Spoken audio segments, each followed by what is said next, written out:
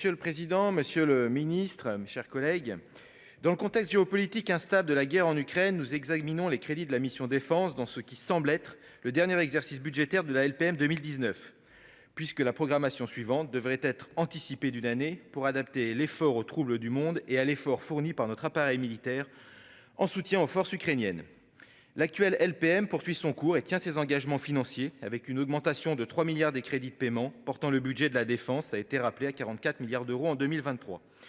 Pour éviter que cette augmentation de crédits ne soit massivement absorbée par l'inflation, le gouvernement a fait le choix d'un report de charge sur le prochain exercice qui semble judicieux, en espérant que l'inflation soit jugulée, car ces reports représenteront 15% des crédits de la mission, hors dépenses de personnel, l'an prochain. Notre soutien à la résistance ukrainienne honore la France. Il impacte logiquement les crédits de la mission, qu'il s'agisse de la projection de nos soldats sur le flanc oriental de l'OTAN ou de la reconstitution de nos stocks d'équipements, notamment de canons César.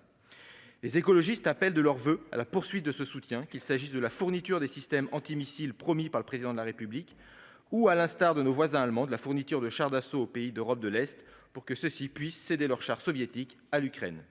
Ce soutien à la République ukrainienne, à son combat pour la démocratie et la liberté, justifie à lui seul tout l'effort financier considérable réalisé par la France depuis près d'une décennie et 2 lois de programmation militaire.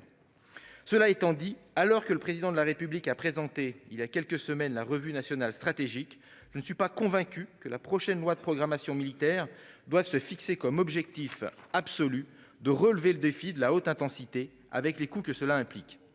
La guerre en Ukraine a illustré la force de la solidarité européenne et atlantique, et à moins d'envisager une improbable guerre avec nos voisins directs, c'est dans ce cadre européen et atlantique que la France doit déterminer son ambition militaire et envisager l'effort financier afférent. Les sujets ne manqueront pas. Au-delà de l'effort d'équipement considérable réalisé et à réaliser, je pense à l'attractivité de nos armées, au statut de nos militaires, à leur rémunération, à leurs conditions de vie et aux défis importants que représente la fidélisation de nos soldates et nos soldats, d'autant que notre armée est de plus en plus sollicitée, qu'il s'agisse du contexte géopolitique incertain ou de tâches plus domestiques, pour épauler la sécurité civile face à la multiplication des catastrophes naturelles sur notre sol. Monsieur le ministre, votre prédécesseur évoquait sans totalement convaincre des budgets à hauteur d'homme.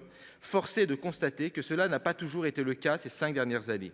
Je salue néanmoins le nouveau plan Ambition Logement qui trouve une concrétisation dans les crédits de ce PLF, qui représente un saut qualitatif important et qu'il faudra poursuivre.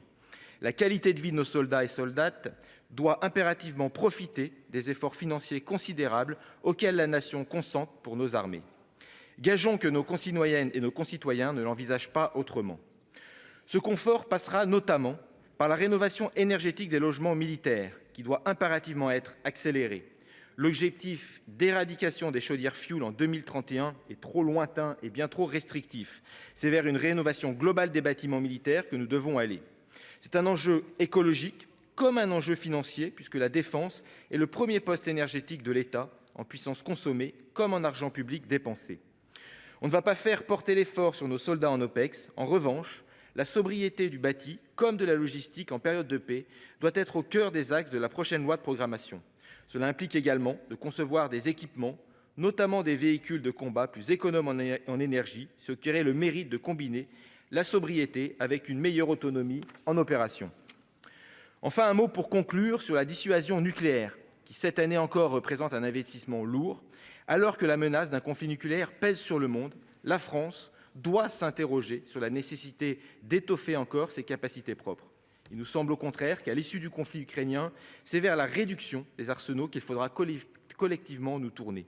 À ce titre, nous reformulons notre demande d'adhésion de la France en qualité de membre observateur au traité d'interdiction des armes nucléaires. Voilà, monsieur le ministre, contrairement aux crédits de la diplomatie, qui font pâle figure à côté des vôtres, et ne sont pas du tout à la hauteur des enjeux géostratégiques de notre temps, les écologistes voteront les crédits du ministère de la Défense en attendant avec exigence le futur cadre pluriannuel. Merci. Merci, cher président. Ensuite,